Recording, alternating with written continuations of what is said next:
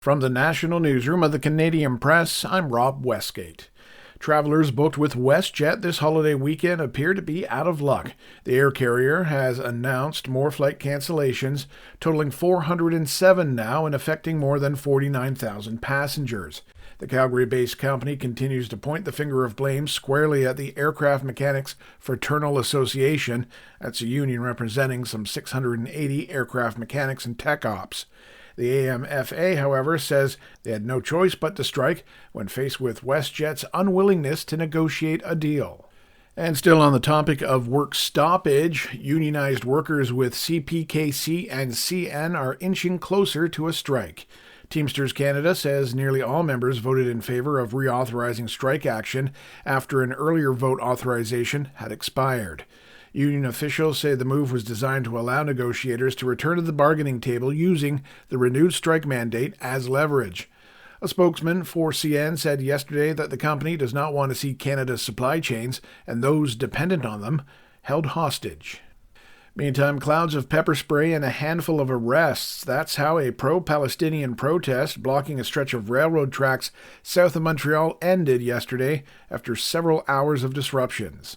Police say the railway line owned by CN connects Montreal to Halifax, which the demonstrators say is a vital trade artery between Canada and Israel.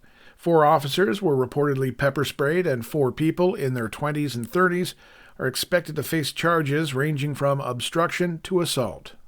On the international stage now, Russian missiles slammed into a southern Ukrainian town, killing 7 civilians, including children. Officials have published photos of the bodies stretched out under picnic blankets in a park in the community of Vilnyansk. They also show deep craters in the blackened earth next to the charred and twisted remains of a building. 36 people were also wounded in the Saturday evening attack. And as Florida's ban on lab-grown meat is set to go into effect next week, one manufacturer hosted a last hurrah, at least for now, with a cultivated meat tasting party in Miami. Chef Mika Leon, owner of Caja Caliente in Coral Gables, prepared the cultivated chicken for Thursday's event, which was hosted by California-based Upside Foods, saying she was actually surprised at how it cooked compared to real chicken. When you cook it, it like sizzles and cooks just like chicken, which was insane. And then when you go to eat it, it's juicy. It kind of has the same texture as chicken. I mean, as a chef, to see that and see it work and have it taste just like chicken, I mean, it is chicken, but it was just insane. The U.S. approved the sale of what's now being called cell-cultivated meat for the first time back in June 2023. This is the Canadian Press. In sports, the Calgary Stampeders edged out the Winnipeg Blue Bombers 22-19 in overtime. Zach Caleros started the game at quarterback for Winnipeg but got injured in the second quarter.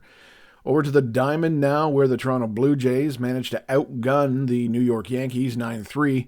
Vladimir Guerrero Jr. hit a 2-run homer and drove in 4 more runs with a pair of doubles for the Jays.